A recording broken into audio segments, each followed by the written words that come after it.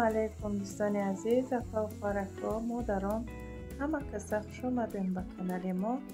امیدوارم که صحت و سلامت هستین و ماه شریفی رمضان مبارک باشه.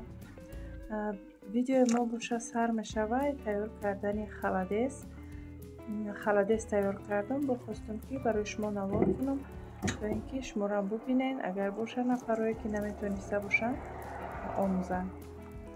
با ما لازم میشوه پوچه گاو انداختم، جوشاندم، خف کرده، بعدا خفاشا گرفتم.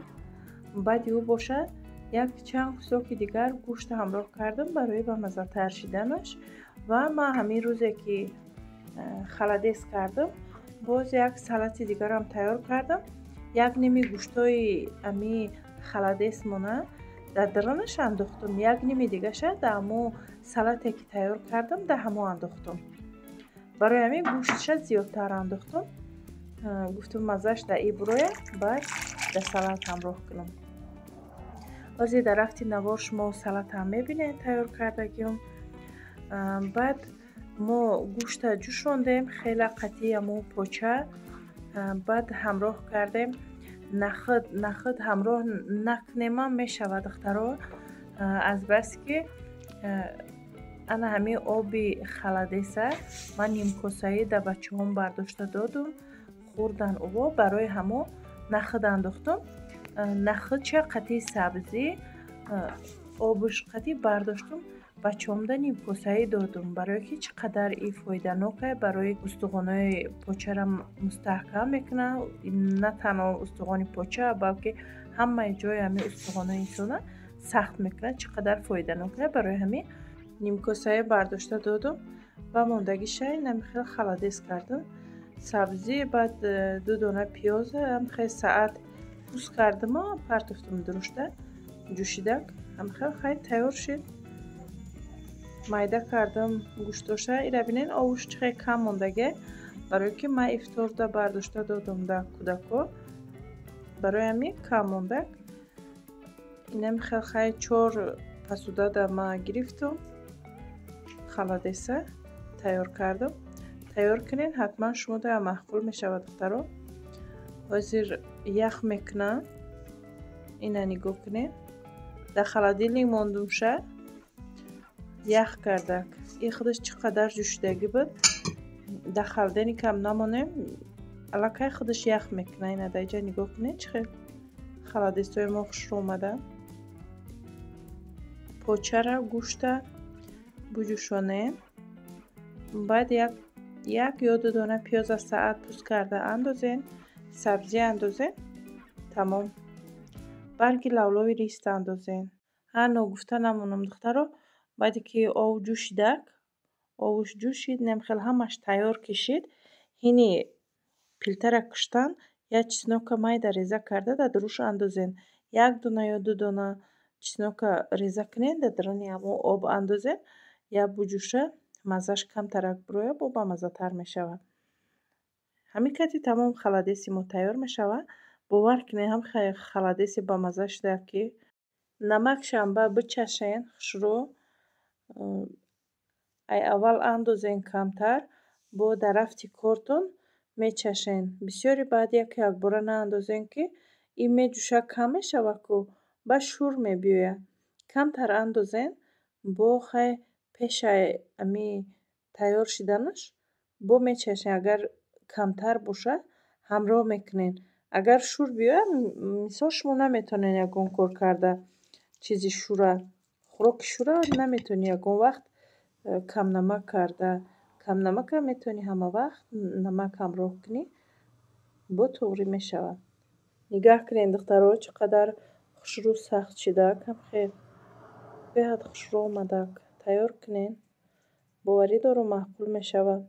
در اینجا همون سلاتی که گفتم دخترها اونا گوشتا را بینین ای همون چی گرفتگیم ای درنی خلدس گرفتگیم. در اینجا اینا خیلی تیار کردم. همه هم محصولات هایی که شما در روی اکران دیدین. لبلبو بود، سبزی تخمی جوشاندگی بود، سبزی رم جوشاندگی بود. بعد اوجا کارتوشکا جوشاندگی بودیم، تخم بعد горошек майонез ҳамроҳ карда будам. Ҳамн гӯшти айдирни халадес гирифтагиро якҷоя кардам. Ҳамин қадри салати мо тайёр шуда. Дар инҷа боша ширбиринҷ мекунам.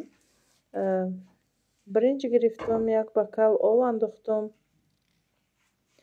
Инам хеле дар пилта мондем. Пастакак ҷӯшидак. оби ами биринҷ мо қоқ мешава, баъд шира ҳамроҳ мекунем. Дар инҷа ҳозир оби мо қоқ нашуда. И пилтаи ман чӣ қадар сустае духтаро, пастае. Чӣ хеле ки хай медонен, и пилта паст буд. Ман пилтаи мечта гирифтагӣ будам. баъд ширбиринҷа ки дар алоби паст тайёр мекунам, ман ба ҳамин тайёр кардам, ба ҳамин пилта. Ина дар инҷа аллакай оби биринҷ мо қоқ шудагия, ман шира ҳамроҳ мекунам. инам хай мековум шава. бо даҳанша мепӯшонам, мемонам. инҷа да намак ҳамроҳ кардам. даҳанша мепӯшонам, мемонам. меиста, инам хел меҷӯша. пастакак, як ширбиринҷи бамаззаҳак тайёр кардам. ира барои сархӯрак тайёр карда будам. қарибӣ тайёр шуданаш, баъд шакар андохтам.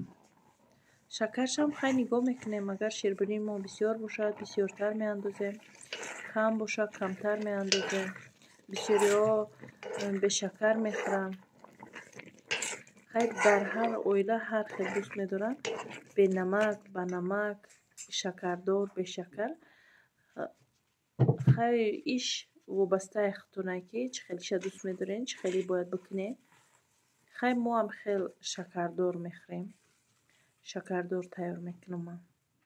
дар инҷа боша ман хоҳаракма ба шумо шинос мекунам, ки дар ширкати Атоми кор мекунанд ва мехоҳанд ки корро дар шумо ройгон омӯзонанд. агар нафарое бошанд ки дар ширкати Атоми кор кардан хоҳанд, ба номерои рӯи экран нависен.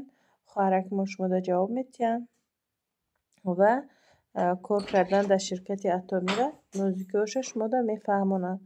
агар маҳсулот мехоҳед, маҳсулот дастрас мекунанд шумода. бовар кунед дӯстони азиз, агар ҳамин маҳсулотҳои ширкати Атомиро як бор истифода барен, агар баъд мегӯен ки ҳама ина барои чӣ таъриф мекарда буда. барое ки ман худам истифода кардагиам, барои ҳамин шуморо тавсия метиҳам. нависед номерои рӯи экран духтаро. хоҳараки мо шумода осон карда, нозук карда мефаҳмонанд секретҳои корра. ва оиди ами ширкати Атоми ягон маълумот гирифтан хоҳен, маълумот метиҳанд хоҳараки мо. номеро дар рӯи экран духтаро. бо дар якум комментария закрепит карда мемонам. метавонед ки саволҳои худтонро битиҳен, саволотонро ҷавоб бигирен оиди маҳсулотҳои Атоми, оиди кор дар ширкати Атоми. ширбиринҷи бамаззае ки морам бихаярам хеле тайёр шуд. чӣ хеле ки диден шумо. дар инҷа боша картошка бирён кардам. якчанд бор картошка бирён кардам. ин якум бораш мулоимак жарид кардам барои шавҳарам. баъд инҷа кӯдако мода сирха кун гуфтанд, бо барои кӯдако сирха кардам. ҳар кас ҳар хел мехоҳад картошкаро. инам хеле дӯстони азиз, видеои мо ҳам ба охир расид.